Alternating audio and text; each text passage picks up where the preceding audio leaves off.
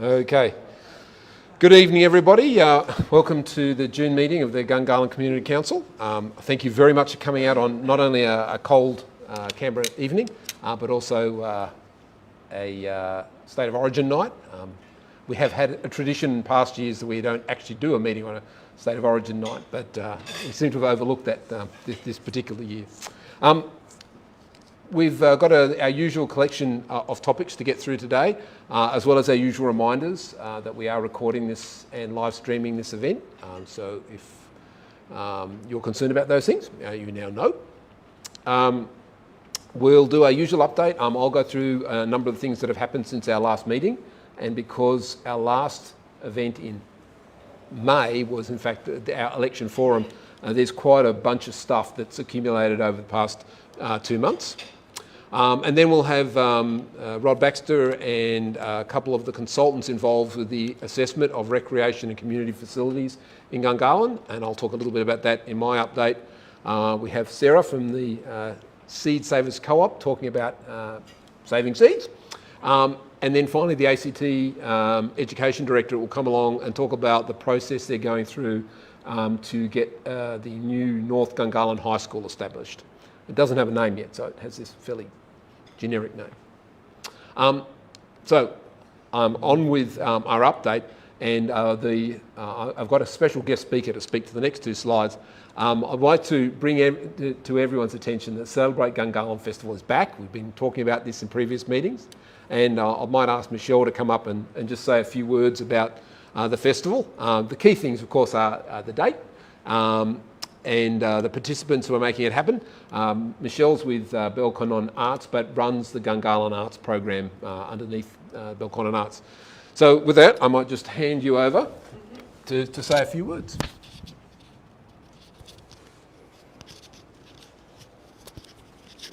Sorry, let me just work this little microphone thing out. Or just go away. Yeah, it's fine. Just put it on the desk and talk, and it'll be fine. Okay. There we go. Thank you, Peter. So as Peter said, my name is Michelle Grimston. I work for Belco Arts, and I manage the Gungahlin Arts program, which is a program of pop-up arts activities and events in and around the Gungahlin region. Part of that is also the Celebrate Gungahlin Festival. So Gungahlin Arts acts as the producer for that festival, working alongside Gungahlin Community Council, Northside Community Service, Communities at Work, and many, many other amazing community organisations, artists, community members, etc. And so the festival returned after a little bit of a break in April 2021, which was a miracle that we could make an event, and we were very excited. And we'll return again in October 2022 as a series of 3 Saturday events that happen across October. So it's a little bit of a hybrid format. We weren't quite ready to go back to a big sort of 10,000 people celebration. We just felt it was still a little bit too risky in our planning. But we've got 3 beautiful events that will be part of the festival program. A sports and wellbeing expo on Saturday the 8th of October, which will be a great way to connect with active lifestyle organisations, local sporting clubs, ways to get out and about and physically and mentally active in the community. We've got a cultural showcase on Saturday the 15th of October, and that'll be like, I guess you can think of it as like a little bit of a mini multicultural festival that will really celebrate the cultural diversity of Gungahlin. Lots of beautiful dance and food and costumes and artists and excitement. And then on the 22nd of October, we'll have a community picnic at Yerrabee Pond. So that's a chance to connect with the local environment in Gungahlin, learn from some organisations that do great work in the natural environment, lots of family organisations, play-based, outdoor, beautiful fun times, and a little bit more of a relaxed vibe for people who might still be feeling a little bit anxious about being out and about at really large events. Alongside those 3 events, we'll also run a community exhibition, which will invite everyone in the Gungahlin community. So, you know, school kids, college kids, professional artists, general community members, to submit an artwork about, you know, what the community of Gungahlin means to them, and that will be displayed as an exhibition throughout the festival, which will be exciting and beautiful as well. And I guess the key point tonight is that applications for stall holders and performers are now open, and we're really inviting anyone with a connection to the Gungahlin region to apply. So you don't necessarily have to be based here, but organisations that are, you know, a strong part of this community, that perhaps serve this community from another location, or that are based here, or who primarily have participants and students from this region. And all the information is on the Celebrate Gungahlin website. So you can apply directly through the website. It'll take you through an application process, ask you to upload everything that you need so that we can get each organisation's details up on the website too, as a little profile.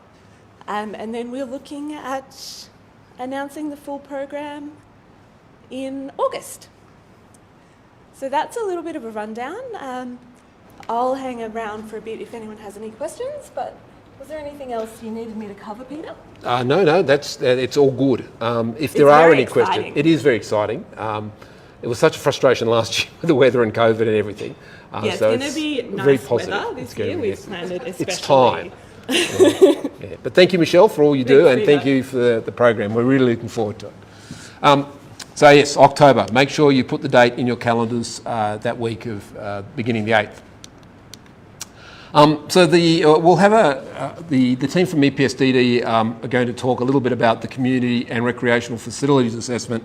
It's probably one of the, I think it's a fairly important piece of material that's come out over the last 2 months, in a period where a lot of things are happening at the whole of Canberra level. The Planning Reform Project, the Urban Forests Act, and a whole bunch of other stuff, but this is pretty grassrooty and local to Gungahlin.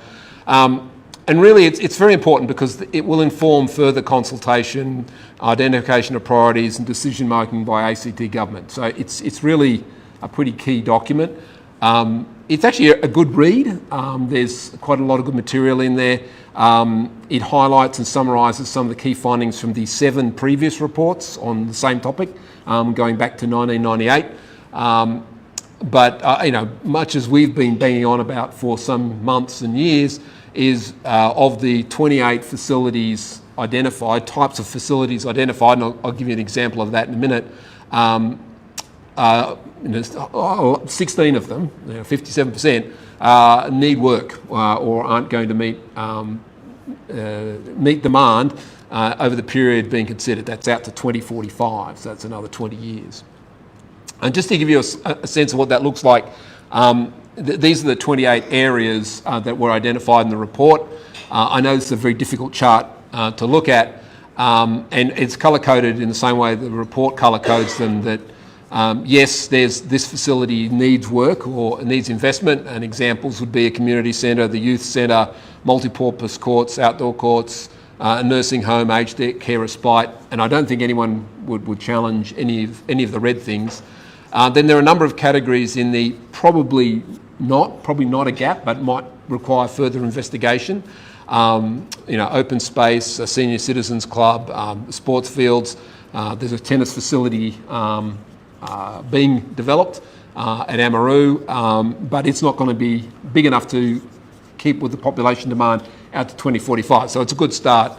And then there are the green things where no gap's been identified. And I think there's quite a bit of work to be done there because I think, for example, most folk who've gone and looked at the BMX facility would say, well, it's really not fit for purpose. It's I won't say derelict, but it needs a substantial makeover. I don't think anyone in Gungahlin would say we have enough community health facilities, particularly focused on child and family healthcare. So they're obvious things that perhaps need to be revisited. And the Community Council still has a conversation going around a Northside Hospital, and I'll come back to that. But this is a quick snapshot of the report. There's 100 pages in the report. It's actually pretty easy to read, but it covers a lot of detail about sporting facilities, recreation facilities, both formal and informal, and all the other services we normally expect around healthcare and education. So I'd really encourage everyone to spend a little bit of time having a look at that. You can go to our website, and we've got a pointer to it. But it's a pretty important stake in the ground in terms of the government's assessment. So we'll come back and talk about that a bit more after Rod and his team have spoken. Just on hospitals, a delegation from the Community Council went and visited Minister Rachel Stephen-Smith, Minister for Health, just a little bit after our last meeting in April. And really, we basically went there saying we'd like the Health Directorate to seriously look at locating the new Northside Hospital. So this is what are they going to do about the current Calvary Hospital. Please consider locating it in Gungahlin. We have a very large population out here and a strong demand for healthcare services, and it would do a lot to improve our social infrastructure given we have a very low employment base here, and that would obviously be a good employer. They went on to thank us for that suggestion and indicated that planning was well advanced. Very little land. It's actually not in Canberra. It should have read Gungahlin. And that was one of the major issues that was also identified in the assessment of community and recreation facilities, was a lack of land.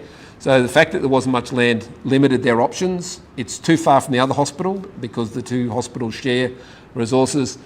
But primarily they have some very long term relationships with the Little Company of Mary who operates the Calvary site, and their preferred option, as they indicated, was to rebuild on the Calvary site. Not a done deal, but that was what we were told. We went on to discuss those things I mentioned before. There are a significant shortage of health services for the Gungahlin demographic, basically young families, particularly around the match or maternity and child health facilities. We also talked about a lot of people are new to Canberra or even perhaps new to Australia and perhaps don't understand the role of healthcare centres and GP clinics and pharmacies and primary healthcare hospitals, and some education around that would help. And we talked a little bit about the ACT election commitment to establish a health hub in northern Gungahlin, something that will be underway in the next 6 to 12 months. So while talking about infrastructure, a quick whiz through a couple of things going on with Gungahlin sporting infrastructure. We got a note from the Sports Minister on the 3rd of May pointing out that the 50-metre pool was nearing its completion of its repairs, which was good news, but then announcing that they're going to close the entire pool for routine maintenance work over the winter period, which resulted in the inevitable outpouring of frustration from the Gungahlin community on Facebook. So that is what it is. The tennis facility in northern Amaroo is at the design stage. We've had a few designs shared with us in terms of access to the site and so on. Some challenges with the site selected, not the least of which was it's essentially a swamp with a major sewer through the middle of it, but they've done a great job trying to fit things in.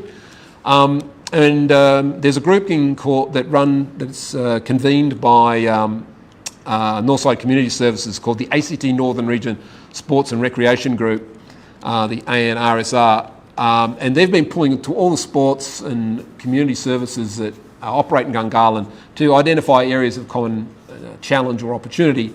We had a meeting, the ANRSR had a meeting with Greens MLA on the south side, a guy called Jonathan Davis, and I've misspelled his name. And he's the opposition spokesman for sport, and the Greens spokesman for sport.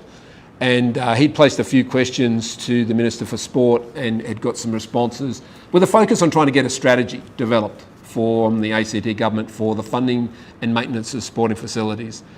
So we were able to go and press our claims, which were, can we please have a bit of a place-based approach to developing sporting needs rather than in individual sports just firing off all over the place. Let's look at what's needed on a community basis, and to have a mechanism to identify the needs of smaller groups. So if you've got 5 small sports, badminton, table tennis, whatever they are, seeking an indoor sports facility by themselves, they won't have a business case. But in partnership with a bigger sport or collectively, they might. And so how do you capture that need? And we followed that up with a meeting with the Confederation of Major Participation Sport, which is all the big sports who have a group trying to do roughly similar things for all of ACT. Anyway, we've lined all that up, working on trying to get a more cohesive and joined up agenda from the community to ask the ACT government to behave in a certain way. But it's going well.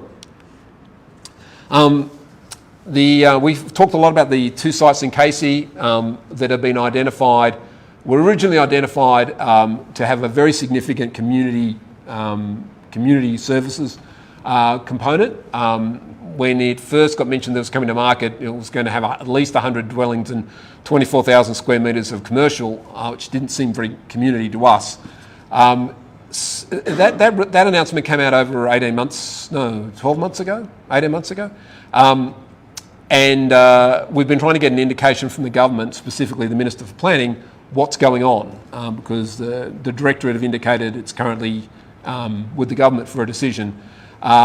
And so we've had some direct correspondence from the Minister essentially saying it's zoned a bunch of ways, we've heard from you, and we're looking forward to being able to provide some detail sometime, unknown. Leanne Castley has, the Liberal MLA, opposition MLA here in Yerraby, has also been undertaking some advocacy on behalf of Casey residents, and she submitted a whole bunch of questions on notice through the Assembly, one of which says the government will consider uses of the site that provide the best outcome for Casey and the Gungahlin community. I would have thought the Gungahlin community and the Casey community might have a say on that. So we look forward to seeing how the government will work with their objective of wanting to densify this site. It's a part of their strategic planning intent is to densify the Casey area in terms of residential. But we're also very keen to address the shortage of community services, which I've highlighted.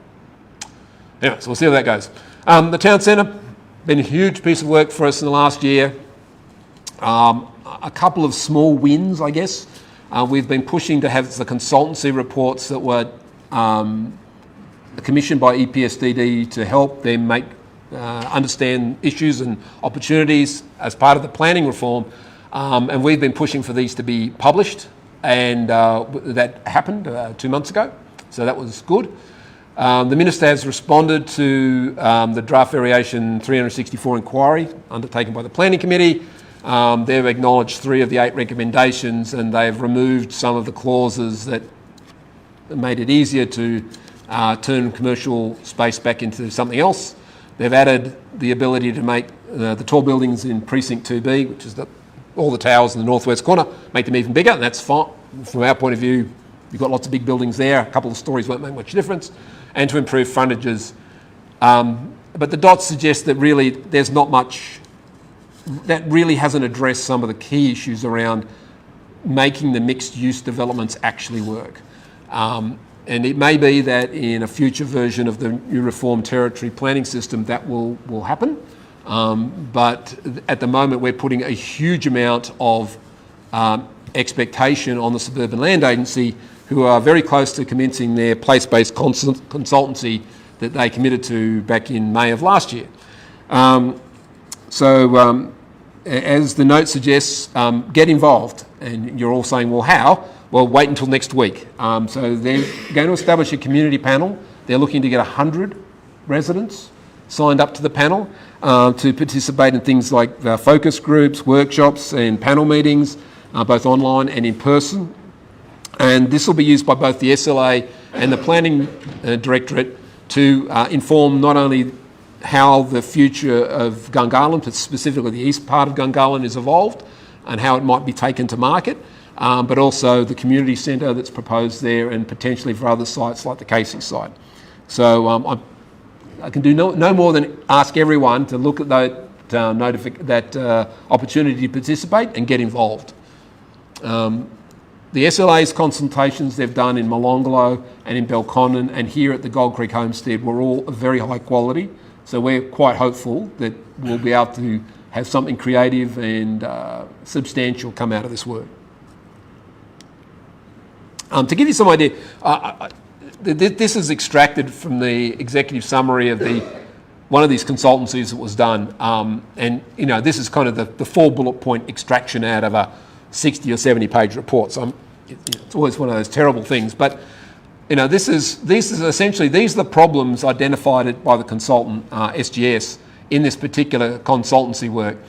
Basically the statutory planning tools to implement strategic planning aims are not sufficiently fit for purpose. So the current rules aren't achieving what you want, like a vibrant mixed-use community. And they go on to suggest ways of addressing that.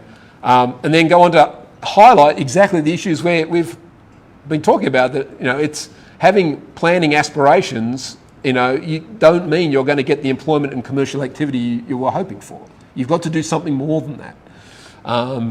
And again, particularly around mixed use, you need to manage them effectively to get the outcomes you want. So it's, and again, quite a detailed technical document, planning document, but clearly the headline issues are consistent with what the community said and consistent with what we've been taking to the government. We'll just have to wait and see how this gets translated as part of the new planning reform. In terms of other things we've been up to, we ran the community, the election forum in last month, prior to the federal election. Quite exciting having every single candidate for Fenner or the Senate here. A wide range of opinions, and we all know how that federal election played out. The issues we'd asked the federal candidates to look at, and which we subsequently put into our submission to the ACT government, who had a process seeking consultation on their 22-23 budget. These are the key issues, and there's a whole bunch of stuff under community and recreational facilities. That's hardly surprising. Continuing our work on trying to get some sort of employment base in the town centre. This aligns to the prospectus the government put out, the Chief Minister's document. We've asked to do some forward planning on replacing the roundabout, the highest accident rate intersection in Canberra, for a flyover, duplicating the roads, which I think most Gungahlin residents are aware we're starting to see some serious congestion. Continue work on getting the town centre sorted out, to focus the government around a facilitation role on a per district basis to try and pull all of the government together, and to improve the data and mapping tools to improve decision making. And then a bit of a blue sky idea is to actually rewire a district and to make a really concerted effort to get rid of any coal-based power energy use, particularly gas, in the home, and move toward electricity to take advantage of the green electricity source that we have here in the ACT, and accelerate that transition to a totally renewables-based economy. So we'll see how that goes. Just a couple of quick items. This is actually a repeat. A bunch of residents in Casey, so the ones particularly in this yellow area, this part of in Gungahlin, specifically the suburb of Casey, doesn't have fibre to the premise NBN.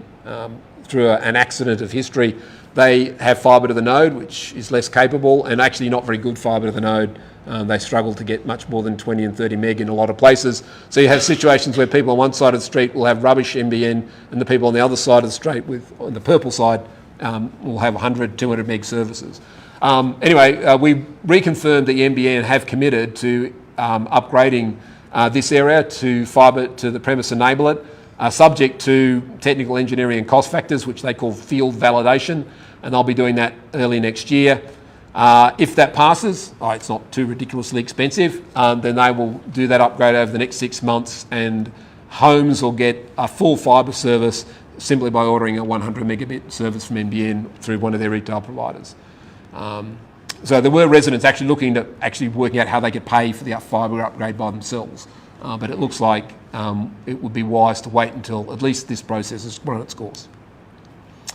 Very quickly, some of you may have noticed our little stands distributing our newsletter in the shopping centres. This is an initiative of the Gunsmoke team led by Kevin. And I have to admit, I thought, oh, this is really, no one does hard copy anymore. Absolutely gone gangbusters.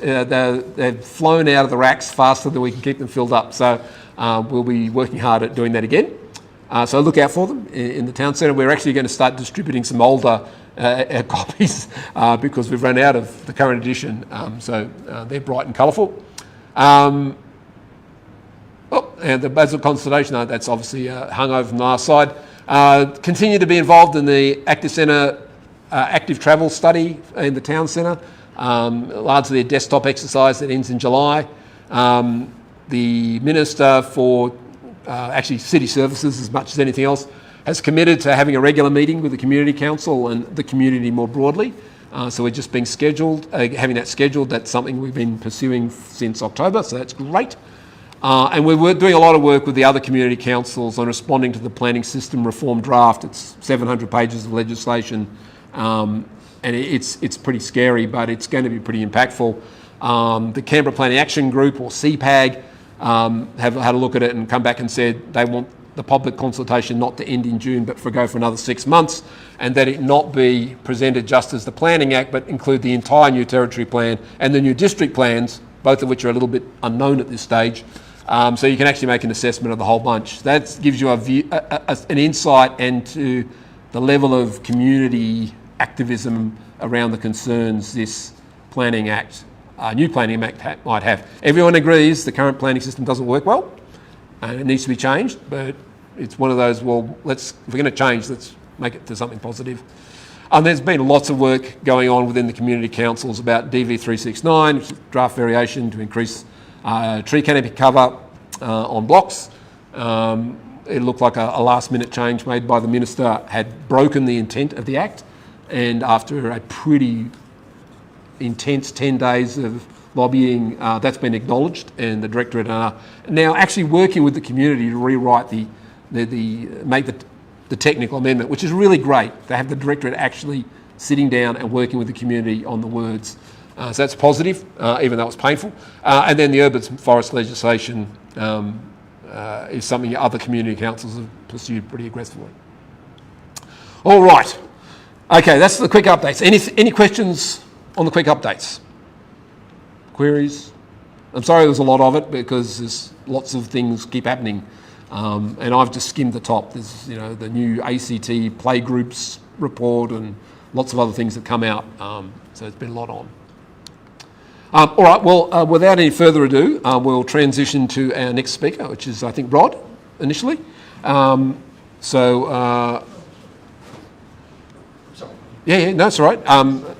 is with the Environment Planning Sustainable Development Directorate, and he'll be talking about the Community and Recreational Facilities Assessment. Rod? Thanks, Peter, and good evening. And I'll find your slides while you're doing that. Okay, then, thanks. Look, I'll just now pass on to Amanda Sturgeon from SGS Economics and Planning. Amanda was the author of the Gungahlin Community and Recreation Facilities Assessment. Now, this is on the Your Say website, if people aren't aware of that, so it's easy to find. I'll just hand over to Amanda, as I say. Amanda will do a 5-minute presentation and then we'll have some discussion. And then I'd like to ask Elizabeth Judd to come up. Now, Elizabeth's from Judd Studio, and we've just awarded a contract to Judd Studio to progress the Gungahlin Town Centre Community Facility Project. So that's going to kick off with a lot of consultation and really just trying to seek out anyone who has an interest in that community facility to have that input. 5 minutes with Amanda, 10-15 minute discussion, then another 5 minutes in a 5-minute discussion, and that's our half hour. So I won't waste any more time. Amanda, thank you. So do I use it just the one? Yep, I hope. Hi everyone, as Rod said, my name is Amanda Sturgeon. I'm an associate with SGS Economics and Planning, and I was the lead author for the Gungahlin work. So I'll just skip through. I'd just like to acknowledge the Ngunnawal people, the traditional owners of the land that we're standing on today, and pay respects to the elders past and present, and acknowledge the contribution they've made to looking after the land that we work and live on every day here in the ACT. So as Rod said, I'll just give a quick overview of the project and the purpose of the work. So this was really to assist EPSDD primarily in the land use planning for Gungahlin and having a strategic approach to delivering community and recreational facilities for the whole district. So the extent of what the area that we looked at is obviously in the report and in the map shown there on the screen. I think it's important just to acknowledge this was a fairly high level assessment for government. It considered quite a wide range of facilities. So because of that, it was quite strategic in nature and fairly high level and couldn't get into a lot of the detail of the quality of particular facilities that Peter has mentioned previously. It was really just to get an understanding of the potential future needs based on what we have here currently in the district and what's projected to be needed in the future. So just to touch on the methodology at a fairly high level as well. So first we looked at some of the context and current issues, so that looking at existing policies the government have around community facilities, what's been committed to previously by government to deliver in the district, and the previous reports that Peter also mentioned that are going back quite a while now, and what they've said about what's needed for the district. We've also looked at some of the sort of emerging trends and drivers for the need for particular types of facilities in the district. So obviously post-COVID, how we use community facilities may change. There's been lots of changes in the levels of participation in different kinds of sports, those kinds of things, just so we have a good feel for what might be needed in that instance of those changes at a broader context than just in Gungahlin. And we've also looked at the existing demographics of the area. So obviously Gungahlin has a much younger population than some of the other parts of Canberra, so that's an important consideration in how we think about the types of facilities that need to be delivered in the future. So the second part of the work was really the analysis and assessment phase. So that looked at the projected population, applied a series of benchmarks. So if you look in the appendix to the report, there's a series of benchmarks in there that says for a given population, you need to provide a certain number of facilities. So we've applied that to the future population, then looked at the existing facilities that are in the district. So basically a desktop audit of what's here now. And comparing those two gives us an idea of the indicative gap and the level of demand that you might need to provide some new facilities for or expanded facilities down the track. And that's informed our recommendations. And alongside that, we've also done some consultations. So we've talked to within government and some external stakeholders as well, just really testing our findings and what sort of the priorities should be for the district given local knowledge of those people that we've talked to. So that also informed our recommendations as to the facilities that we think are needed. Just some important caveats to note around the process and the methodology. So the benchmarking is fairly high level and it should really be seen as sort of the first step in the process. It's quite indicative. These benchmarks have been based on previous studies that we've done, previous benchmarks that have been developed for the ACT and elsewhere, but they do change over time. So our society is constantly evolving. There's also how we use facilities is changing, so those benchmarks need to evolve over time as well. So just keeping that in mind when looking through the report, as well as that the qualitative side of things is really, really important. It's not just about applying a number to the future population. It's about understanding what's happening on the ground, what people are saying from the community perspective, and so on. So we have used that consultation process to supplement what we've said in terms of recommendations. And just one other thing I wanted to touch on was that the district boundaries are somewhat arbitrary. So obviously there's boundaries that are defining different districts within the ACT. We just need to remember that there are also facilities that are used across districts. People from Gungahlin will use facilities in other places like the inner north, Gungahlin particularly. So there is that sort of reciprocal relationship between districts as well.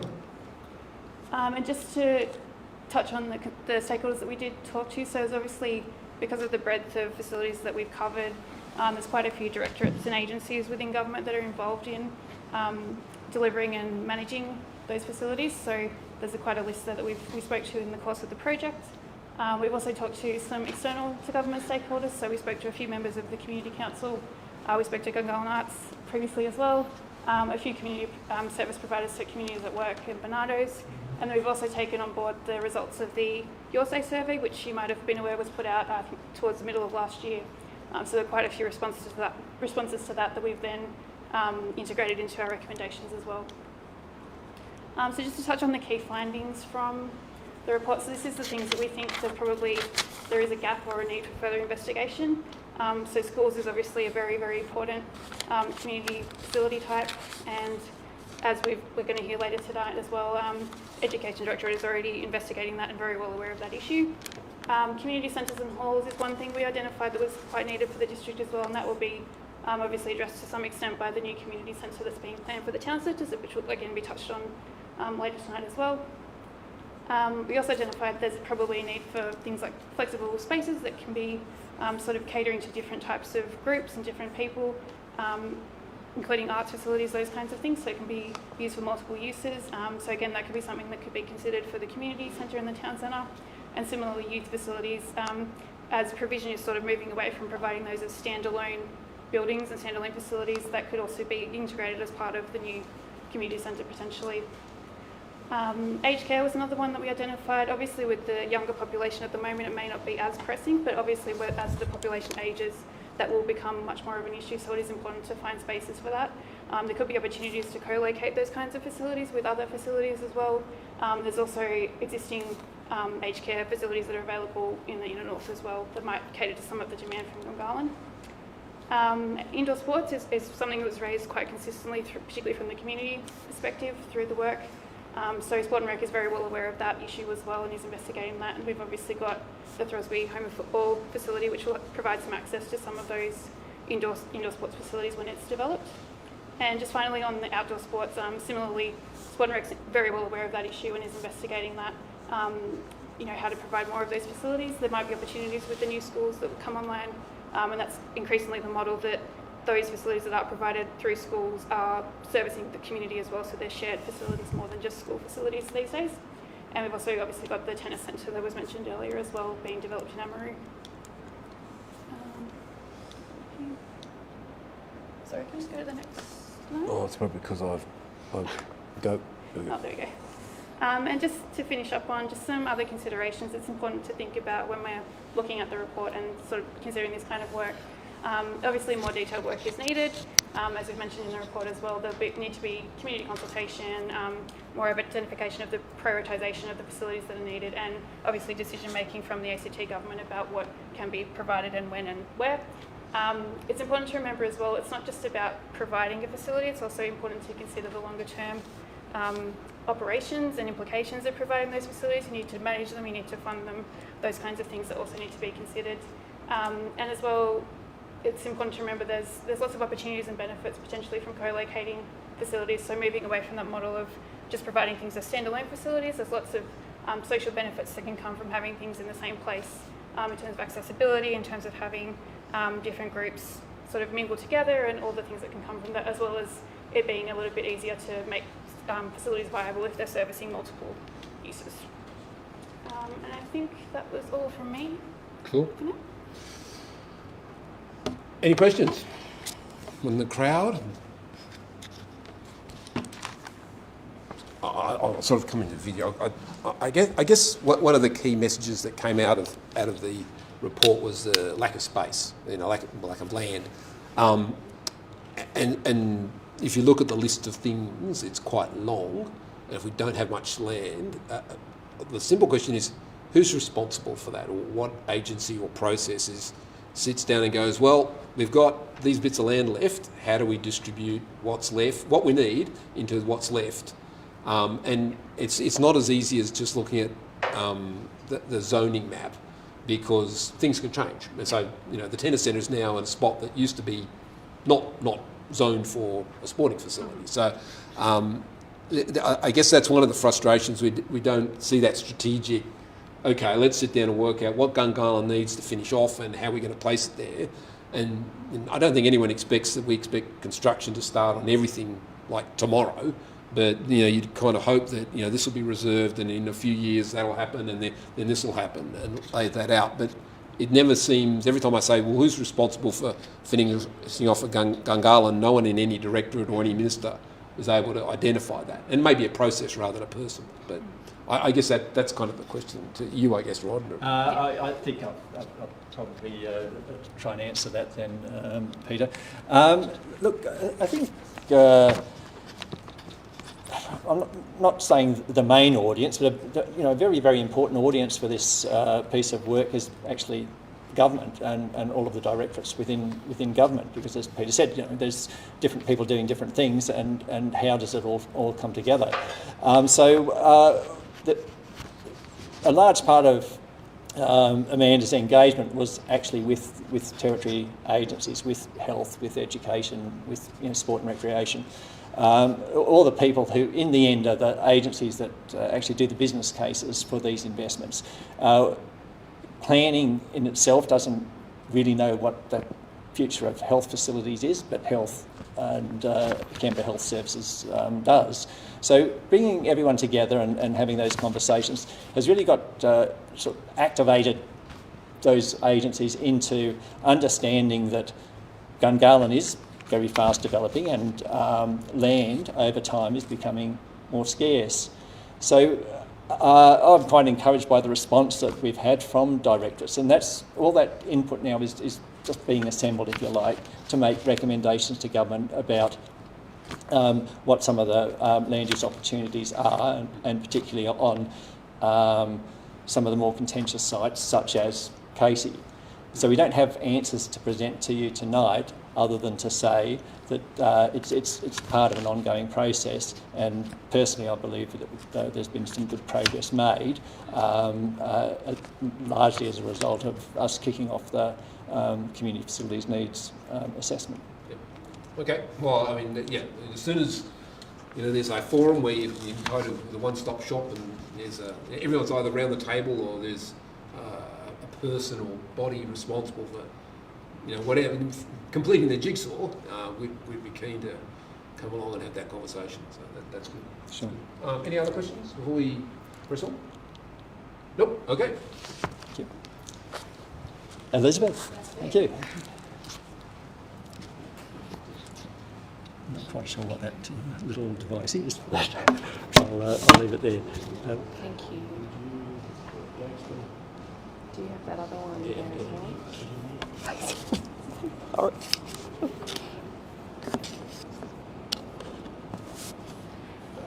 There'll be an amount of process. That's all right.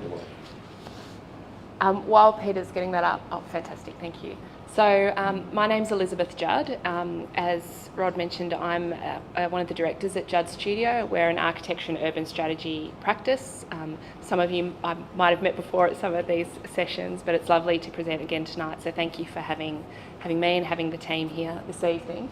I'm only going to speak very briefly this evening. We've just been engaged to do the work by the government. That was just last week, so we're very fresh on the scene, but we wanted to have an opportunity to speak to you today and talk to you about what we're doing. So Judd Studio has been engaged to work to prepare the functional design brief and the concept planning and site evaluation for the new community facility.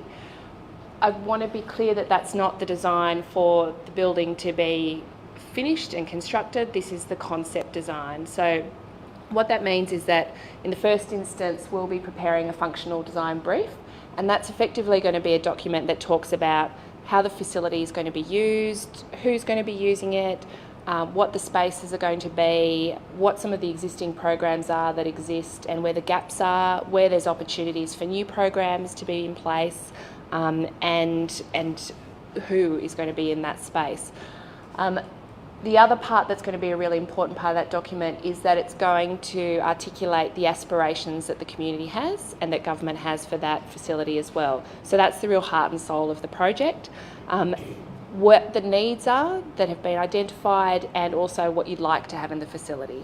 So that's going to build on the work that you've just seen in terms of the facilities assessment, but it's going to be specific to this community facility building. We're also going to be looking at where the building and the facilities can be. So that's going to be looking at potential sites. And as was just mentioned, there are a number of sites within the town centre. There's a bit of shifting and changing as to what those have been earmarked for. We're going to assess a number of sites and then narrow it down to 3 sites. And we'll do that by evaluating them using a common template and also engaging with people about what's going to be the best sites for those options. We're also going to be looking at how the community facility can work. So that essentially means how it's going to be managed, who's going to be managing it, and on what basis. So we'll be looking at successful models in other areas within Canberra and also nationally to see how these sort of facilities can be managed, because there's no point having a great new building if if there's nobody there to take bookings and keep it running. So we'll be looking at that as well. And then ultimately, once we've got a bit of a shell of what the building has to include, we'll be looking at how we can translate that into a design on the sites that have been identified. So then the designers within our office will put together concept designs. So they're not detailed building designs, but they're sort of high-level designs of what a building might look like, what the public spaces might look like, and how that will fit on the site. And then that will enable us to look at how much the building can cost and what the reality is of actually getting that building up and running. As part of that, of course, we're going to be working with the community through that whole process. So engaging with the community, engaging with the users, engaging with key stakeholders is going to be fundamental to us putting this together. So that initial work has been done by SGS. There's a lot of other reports that have been done, and we'll be referring to all of that. But a big part of our project will be coming and speaking to people and speaking to various groups. We will be meeting with key stakeholders and key stakeholder community facilities providers and services providers and program providers, and we've got a long list of people at the moment. We're working with government to narrow that down and work out who we need to be speaking to. The community panel was also mentioned before by Peter. We will be engaging with the community panel, and it may be that this project presents a really fantastic opportunity to use the panel and to workshop with community members. So I also encourage everybody to sign up with that, because the more diversity we have within that panel, the greater that process will be and the greater feedback we'll get out of that as well. But effectively that will come down to making sure that we understand what the community needs and what you want and what you think about the ideas that we're coming up with. In terms of the program, this is a very draft program, so effectively over the next couple of months we'll be looking at that brief development and how the facility might be managed. Then we'll be thinking about the siting options flowing from that once we understand what needs to go onto the site. Then we'll develop those concept designs over the coming months following that, leading on to those costings and the budgeting. And as Rod mentioned before, this document is for the community, but it's for the community to inform the government's business case. So it really is going to be a document at the end and a suite of designs that say to government, this is what you would like to see, this is what's feasible on the site, and this is how much it's going to cost. And that will inform the business case for funding into the future. And as I mentioned before, stakeholder review and community engagement is going to be underpinning all of those elements. So we'll be coming to the community to ask what you need. We'll be coming back to say, this is how we've interpreted what we think you need. Have we got it right? We'll be coming back again to say, what do you think about the sites? It'll be an ongoing process. So we'll come back to you once we've formulated and really developed what that engagement program is going to look like and the program will look like in more detail. But really today, I just wanted to introduce myself and to let you know that this process is starting. We'll be engaging with Peter to let you know how to provide your interest if you're interested in engaging in it, and also be feeding through the GCC networks as well to let you know as the project continues and the updates. So it's a very quick overview. Okay. Thank you. Kevin, hang a look at your microphone. Oh, thanks. Sorry. Can you include in your list of things who's going to own the facility? It makes a big difference as to who ends up owning it. Yes. Is it going to be the government? Is it going to be the community? And if it is going to be the community, how are we going to structure that? Yeah. What we've got to do is to try and prevent it being owned by some Sydney-based or New York-based multinational. Yeah, no, thank you for that comment, and that's why when we're looking at facilities management, that is so important to think about who's going to be running the facility and how it's going to be, I guess, managed moving forward. So that's a really important consideration. In the end, it all boils down to who actually has title to it. Yes. Yeah. Thank you. Any other questions before I ask one? So I've got on screen, so people see. In draft variation 364 to the territory plan, the previous version allocated, I'm going to say it was 6 hectares of land to community use in the town centre, and some of that's already been consumed, so I think there's less than that now. But what was proposed in draft variation 364 was that instead of allocating that as land, you could get space equivalent in other developments to support community use. No one in government's been able to explain how that would work. Is that something that you're factoring in, or are you actually looking for a patch of dirt to build something on, as opposed to looking for space equivalent? Look, I might just try and respond to that, Peter. So, look,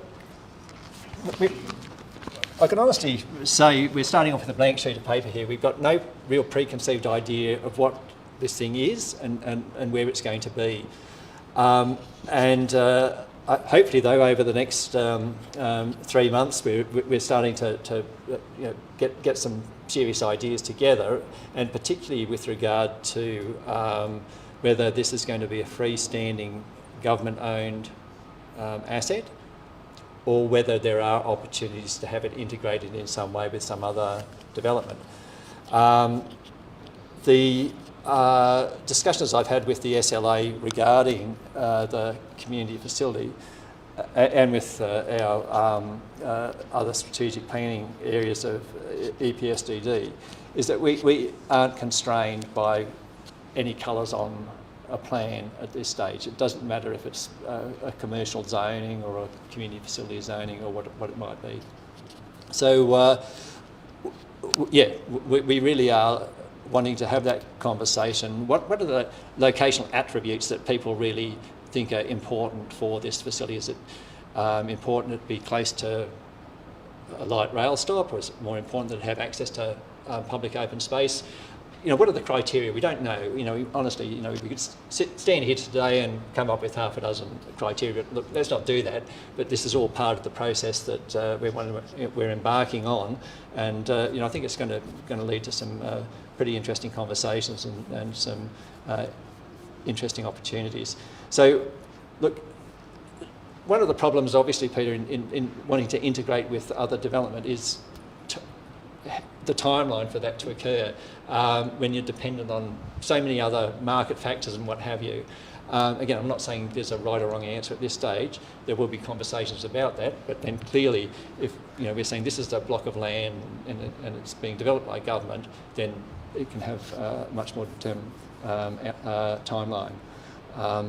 So, look, all ahead of us. Looking forward to it. Okay. Just to Kevin's question and maybe a follow-up, what are the other community centres in Canberra owned by? Who owns the Belco Arts Centre and Belconnen? Sure. And what other examples are there in Canberra? Okay. So Belconnen, or Capital Community Service, operates the Belconnen Community Centre.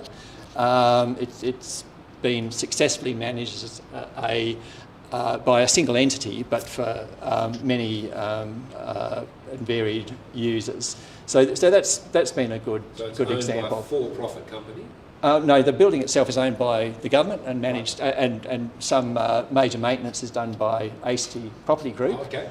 So an arm of government, if you like.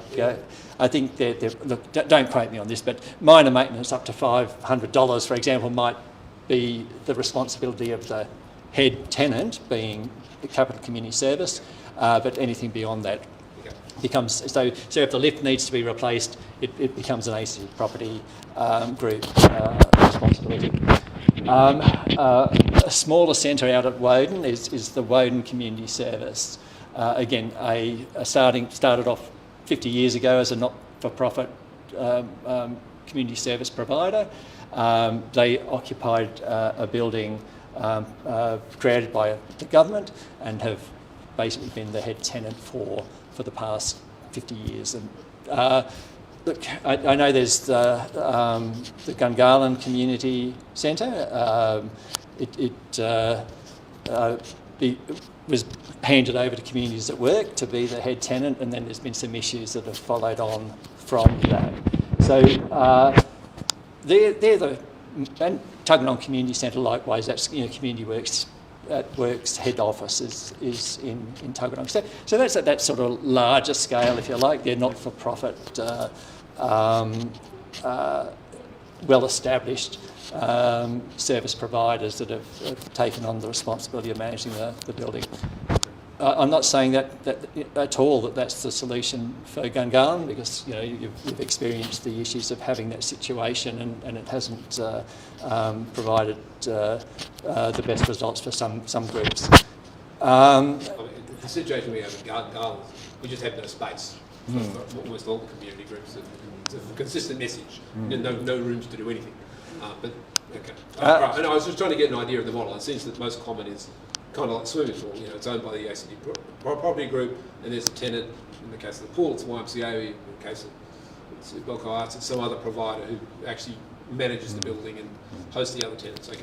But that's not. You were saying we're not committed to that, but that's the kind of most common model in Canberra at the moment. It is, and even down to the scale of, say, the Gungahlin Community Hall. If people know that, I live in Gungahlin, so I can talk about it a little bit. But it's used, 7 days a week for anything from ballet classes to judo classes to just gatherings, and for 40 years it's been managed by the community.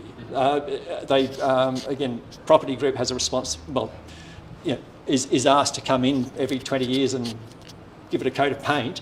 But beyond that, as I say, it's an asset that the community has managed. The resources have somehow been gathered and controlled over a long period of time, and it's worked really, really well for the community. I'm not saying that that's a much smaller scale facility than what we're talking about here, and again, building systems are much simpler, and so once we're getting into air conditioning and security and all these things, that becomes an entirely different proposition, and one we have to be very, very sort of thoughtful about how do we actually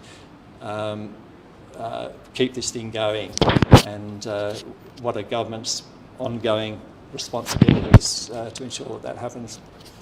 Okay. Anything else? All right. Well, thank you very much. Lots to be done. I encourage you to engage widely and broadly.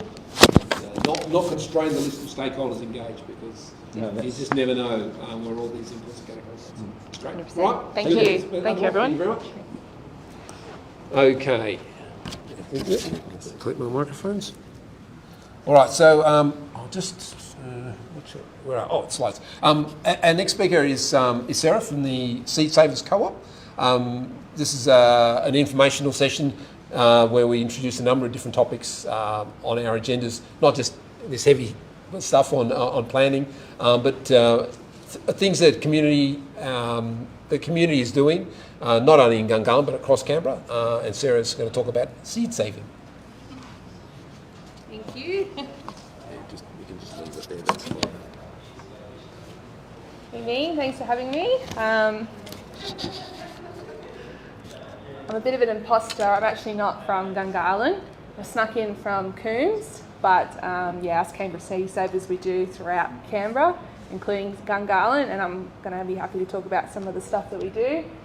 I've also got some other bad news, because I know you guys seem to love the slides. I don't have any for today, so I'm just happy to talk and say what we do locally, what I do personally with the Canberra Seed Savers, and you guys are welcome to ask questions about that, or ask me later after the meeting. So the Canberra Seed Saver Co-op is a not-for-profit organisation, and we elect board members. So I am one of the board members.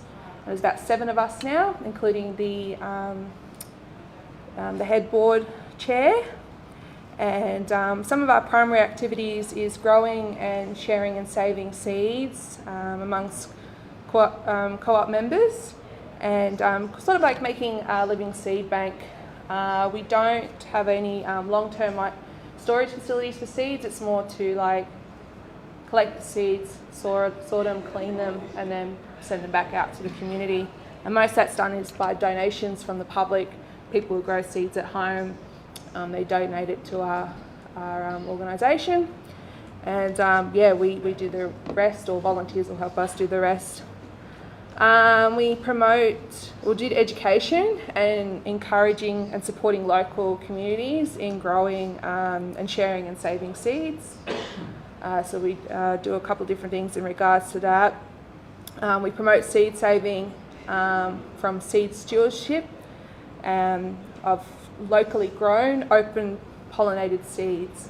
And as you know, in Canberra we have quite a unique environment, very hot summers, very cold winters. It's freezing at the moment, very wet at the moment, and because of that it can be quite a challenge to grow seeds. So hopefully these seeds have got a bit of resistance, and we're not going to commercialise and make you pay for the seeds. They're for everyone.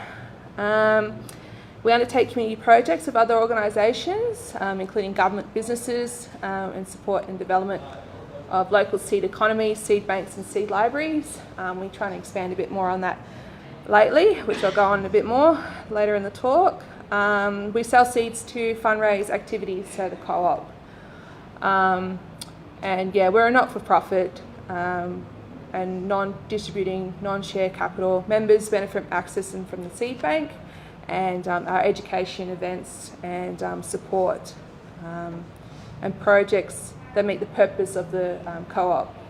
Some of the current projects that we're doing at the moment, so we have applied for a few grants recently. We received a grant for the Technology Upgrade Fund grant program.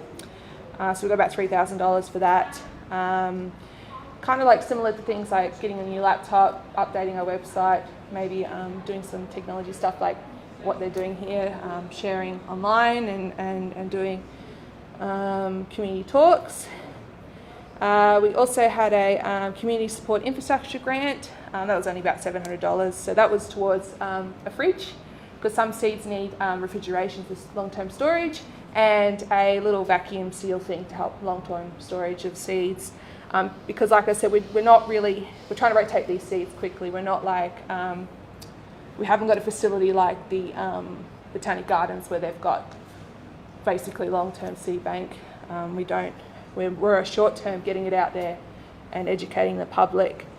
We raise money at markets, local food press, food co-op. We sell some of the seeds, and we do events like today, talking at community meetings, and we do a CD Saturday. It's not what you think, but once a month we do a event where people can donate seeds. They can take seeds. We often do a 1-for-1, so if you donate 100 seeds, you can take 100 seeds sort of set up. You don't have to be a member if you do that as well, but that's for everyone. Everyone can come in. We love doing the workshops where we sort seeds that day, or it depends on what we need done, but often it's seed sorting. There's a lot of seeds to sort and pack. We have the seedling growing program, which I'll talk about what we're doing here in Gungahlin. I mainly manage the native seed group, which I kind of started to start last year. So my background is I lived in Darwin. I did parks and wildlife up there, diploma in land management, and a lot of my knowledge is tropical base, bush foods and bush tucker, and I'm trying to learn more here. I've got Fia, who's another board member. She's helping me with that. We're trying to do all sorts of things like host workshop, teaching people how to collect native seeds. We do have a permit to collect, and we hope to expand on that, working with other not-for-profits in doing seed collecting. We've got a workshop coming up teaching people how to grow native seeds, but we really want to encourage, teach people how to grow seeds, local native seeds. I'm sort of finding out that a lot of our seeds are coming from interstate, not just in Canberra, that are native. So we hope to support those, either it was just the government like parks or other community groups in collecting those seeds and managing that. We've also got the Dwarf Tomato Project. That's mainly run by a chair. She's so proud of this, but it's to do with growing tomatoes, which will probably be a big thing for Gungahlin. A lot of you guys who live in this area live in a townhouse or apartment, but they're smaller plants of a standard variety. It's based in, I believe it was originally based in Victoria, where we got these varieties of miniature tomato plants that you can grow at home, grow on a balcony, grow in your townhouse, that kind of thing. Like I said, we do seed packing workshop. I did one yesterday, packing seeds to distribute. We create material, mainly me, because I've got the graphic skills in creating material. At the moment, we're updating all our just advertisement stuff. I don't have any business cards because we're making them. I don't have any signs because we're making new ones. But that's what we're doing at the moment, is updating all that. And that was part of the stuff like the grants we've received and some others that we've applied for. We manage our seeding bank, including pest control. So at the moment, we don't have a hub, which is fantastic. You guys need a new community facility. You can build a new Canberra Seed Saver main hub. We'll have the main office and education centre and an open garden outside. You're happy to promote that if you like. I'll love to manage that. Anyway, so yeah, no, we just sit at, we're kind of squatting at the moment, is the best way to describe it, at the Environment Centre. And all we have is our seeds base there. We are having a bit of problem. Pest control, rodents have found the stash and eating the Environment Centre, including our seeds. So we have to take everything out, repack it. But yeah, we do seed sorting and collecting there. So people donate the seeds there. And we create a monthly newsletter telling people what we do, which is a lot. We'll cover volunteers. On occasion, we'll host on radio, like talk to people how to save seeds and how to grow seeds. At the moment, working towards doing some local seed libraries. I'm planning to trial one at the Stromlo Community Library. I have to get approval with the board with that. But we're hoping to incorporate with those people who already have local libraries, whether it's a book library, some have little local groups, and sort of, because that's a bit of our issue now, is that we're only based in the Environment Centre for people to buy the seeds, and they're saying we can't go there on seedy Saturdays. So we're trying to expand out. So that's an opportunity we have here, is to, if someone wants to host a seed bank here, or seed library is a better word, sorry, seed library here, we can network with that. If the Stromlo one is successful, which we'll try over winter. What we're doing specifically in Gungahlin is we're working with communities at work. And so this is with that Seedlings for Community. We've been doing it for a couple of years now, and it's mainly run by a fantastic volunteer, Rosemary, who's put her hand up to do it. She's actually not a board member, she doesn't want to be, but she's really keen on doing this, and she does a lot of work, basically all of it. So yeah, Community at Work, we supplied seedlings. So the total we supplied was 720 seedlings, and 360 went to the food pantry that's in Gungahlin, and the other ones went to Tuggeranong. And it's been really successful. Often they go pretty quickly in the food pantry. And again, they're going to people who are, you know, not in the best circumstances. So we find that, you know, growing seeds is good for mental health, growing food as well, good for that as well. That community aspect, trying to get that all together. And even just today, I was reading an ABC article, like lettuce is going to be $12 each, and it's like they also the financial insecurities if you can grow your own food. But that's basically about us, what we do, and yeah, I was happy to come and talk about it, and if anyone has any questions, feel free. So, are there any questions? Yep, Andrew? Are you tied in with the community gardens in Croce and Mitchell? Are you thinking of the Canberra Organic Grower Society? Yep. So we do stuff with them, but we're a separate organisation to them. Yeah. Okay. But we do. Yeah, we're hoping to do more with them. We're hoping to do stuff like, I know they've got some community gardens. Maybe if they have a seed library and that. And we've gone to, like, we went to Mitchell for they had an open day. Sometimes we'll go to that, and they're quite popular. So we sell seeds and talk about what we do and that. So yeah. Yeah, well, I had one as well. I attended a workshop ages ago talking about the grasslands, the reserves that surround Gungahlin, which are grassland based, they're native grasslands. Yeah. And one of the suggestions from this forum was it'd be great if we could get the seeds for these native grasses so we could grow them so that there'd be more of them, and the ratio of invasive species to native species would be somehow balanced, and people would get more aware of what was a native grass. Yeah. Is that something that you as the native seeds person might be interested in? Yeah, or? this is a lot of thing I found out recently. So again, like I said, I'm from Darwin. I moved to Canberra and I was like, oh, look at all this beautiful cleared bush made for like grazing and that. That's actually native, like that's the way it's meant to be, managed for like 60,000 years by Ngunnawal people and that. And I've been talking with, I'm not sure, I think it might be in your area, the Gungahlin. Don't know.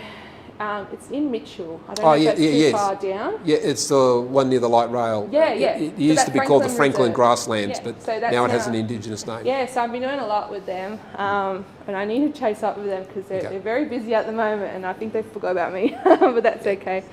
So yeah, I network with this. At the moment, I think there's two major groups there. There's the Friends of Grasslands. Yep. They do a few different areas, FOG, and then the actual park. Parks and Conservation. Yeah, which is. So I talked to Jeff, he's Friends of Grassland, and Steve is the main parks coordinator, and he used to work for Greening Australia, I think he said, and they've got that. So we were talking to them about their little. I don't know if you guys ever seen it. It's just started up. It's like a little garden bed where they're trying to grow native seeds, and we did do a.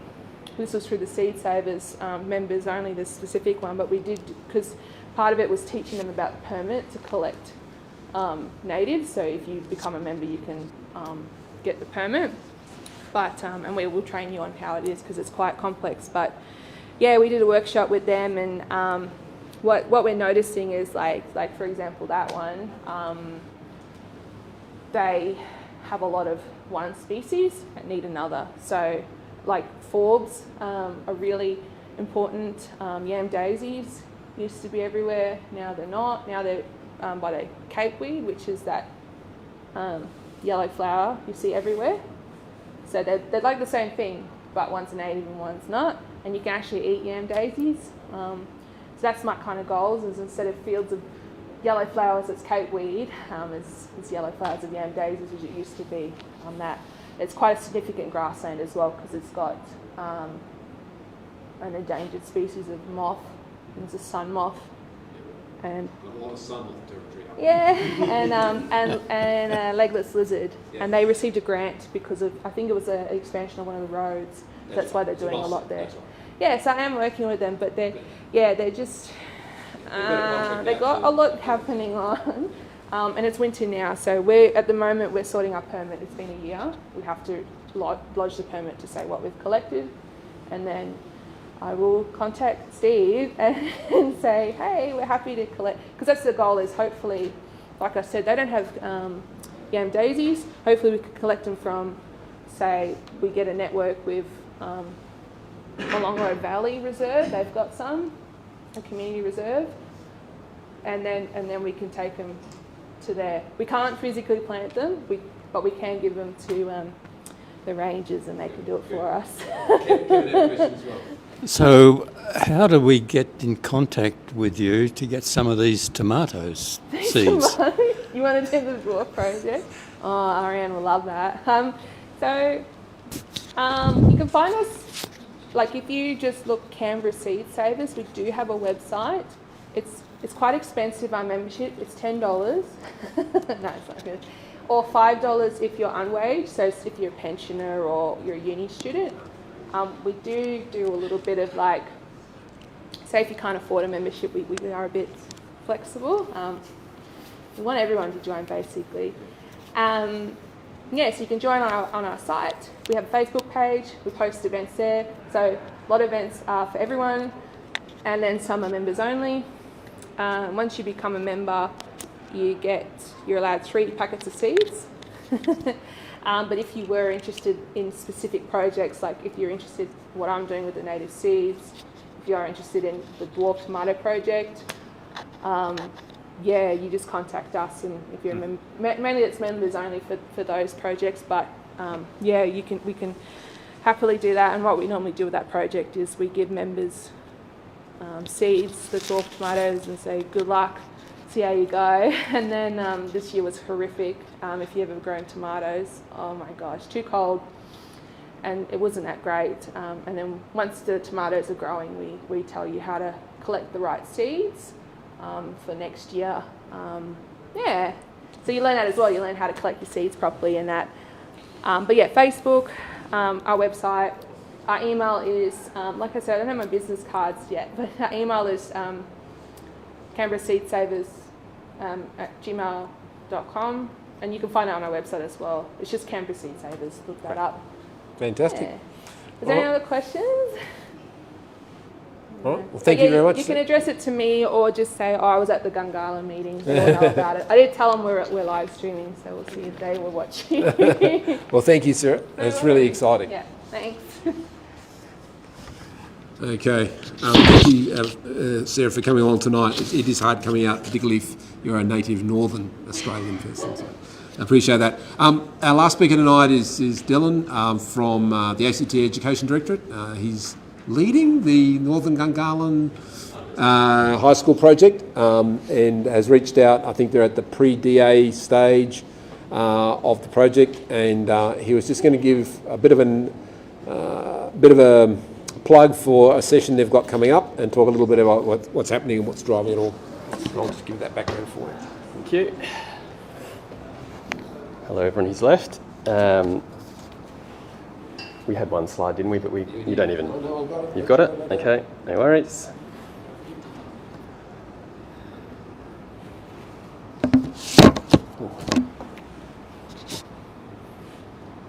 Thanks, Peter. Yep. I'll just firstly acknowledge we're meeting on the lands of the Ngunnawal people, pay my respects to the elders past, present and emerging. My name's Dylan Blom from the Education Directorate, and I work in the Infrastructure Capital Works area, who's responsible for delivering schools infrastructure. So I'm here tonight to promote the North Gungahlin High School's pre-DA consultation process. So we're really keen to have community groups such as the GCC coming along to a planning session that we've got next Wednesday night. So for those of you who don't know where the school is, the site is Block 9, Section 40 in Taylor, which is just north of Horse Park Drive, next to the existing Margaret Henry Primary School, and just south of the playing fields there in Taylor. So the designs thus far have been developed by CK Architecture, and we've got head contractor engaged for the first phase is Highmarsh Australia, and for the consultation process we're working with Planet Strategic, who are Canberra local town planning consultancy. So as I said, we've got an information session that I'm encouraging anyone who's interested in registering for. So it's an online event, so you need to register to get an invite to the session. It'll be next Wednesday, June 15th at 7:30. And there's links either on the GCC website. Peter's kindly linked our school page, so you can jump onto that, and there's a QR code there that you can register. There's a mobile number and there's an email address, all of which you can register through. There's also, you can go directly to the planetstrategic.com.au and you can click on their community consultation tab, and there's also, that is the place where there is 25 pages or so of documentation for those who are interested at looking at elevations, plans, that kind of level of detail is on their website as well. Of course, the session will run through all of that in detail, so if you just want to show up on the night, that's perfectly okay as well. So that's pretty much it, Peter. That's really all I was here to talk about. If anyone has any questions, obviously I'm happy to have a discussion now if you like. No worries. Is this two here? No, look, there was one comment on our Facebook feed around sizing for the school, and most of the schools that have been built in Gungahlin in the last few years have been full, like on day one. So is that 800 that was mentioned on your site, is that like the hard limit, or you actually think that's the minimum you can get away with, or that's you're actually expecting 400, but in the first year and you're planning for 800 the year after, or is it staged? Or so that's a very detailed question. So essentially, what we design for is long-term enrolments, and it's based on the projections that we have at the time. There is a very detailed process that looks at obviously projections change, long-term enrolments can change.